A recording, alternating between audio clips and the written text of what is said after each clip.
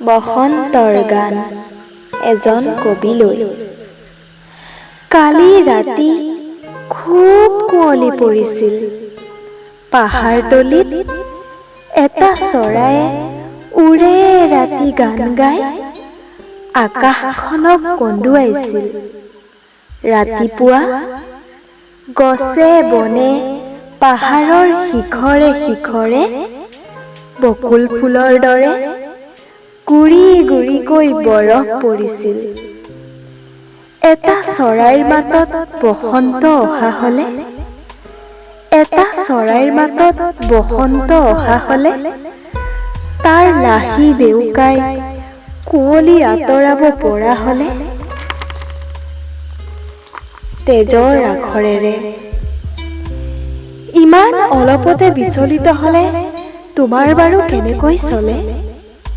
ইমান অলপতে বিচলিত হলে তোমাৰ বাৰু কেনেকৈ চলে? শিলোৱা এন্ধাৰে মোক এই বুলি কলে, কবি মই নাছিলো কোনো কালে, কবি মই নাছিলো কোনো কালে। ব্যৰ্থতাৰ এন্ধাৰে মোক মাথো সত্যক সহজে লবলৈ শিকালে, কবি মই নাছিলো কোনো কালে, কবি মই নাছিলো কোনো কালে।